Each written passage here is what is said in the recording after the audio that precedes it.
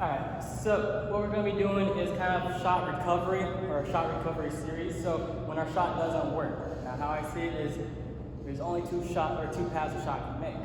It goes really well or it doesn't. Now when it doesn't go really well, there's 3 stages to that. We're going to focus on them in a regressive stage of what we want. So the first one is kind of a good position. So we're here, he sprawls a little bit. We have some resistance, but we're not really down on the ground yet. So what I do is I put my shoulder on top of his thigh. The pointy part of your shoulder, you try to put it on the meatiest part of his thigh.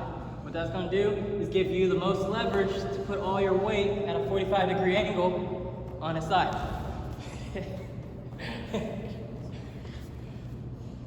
So that's that. Now, if you notice, my grip isn't the gable grip everyone loves. It's actually quite opposite. It's palms down on both sides, which is kind of a risky grip. The reason being is he'll pull up on this grip, boom, and I lose everything. But to mitigate that, I tricep extend. If I tricep extend and he pulls up, it mitigates that. Now, if he continues to pull up, and instead of fighting, keep pulling up, instead of fighting him the whole time, I'm gonna rotate this hand and come over top to pull.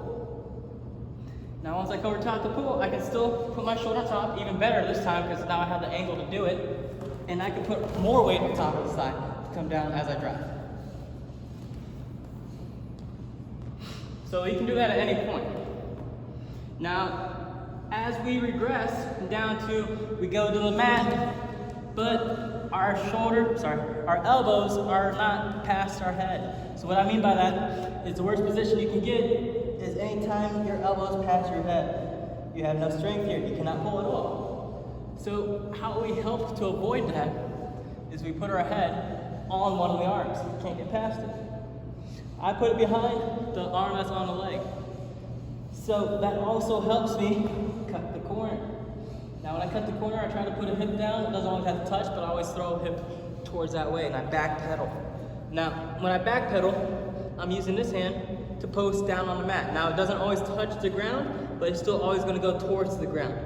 Now with that, I'm gonna keep everything straight and I'm gonna run all my weight again on the shoulder onto his thigh. Now I'm trying my best not to crush his thigh, but he's gonna tell you there's a lot of pressure right here. I'm pushing all of it into it and I'm gonna keep driving around.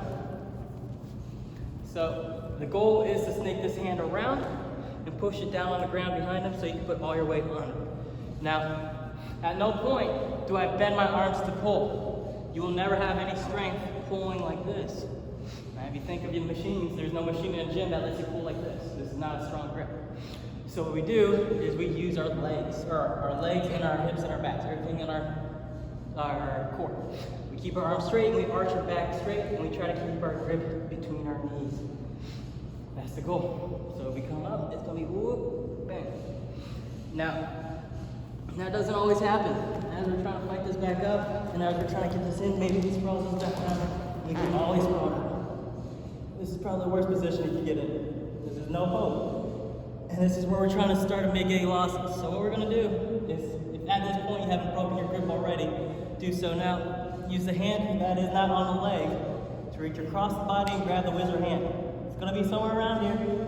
Grab it. Now try to keep this leg blocked any way you can. If you grab around the thigh, that's fine.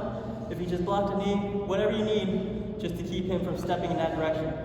Now my head goes on this side of his body, this side of his midline. My hips jump to that side of his midline, and I arch and pull his wrist. And he rotates over. Cover. Now in the event that that doesn't work, so I do this, he sprawls, I got this, I try it, and like, oh, snap, he got this. Well, I still keep his wrist, but when I recover on the opposite side, re-grip, rotate out to the 2-on-1, Russian 5 series.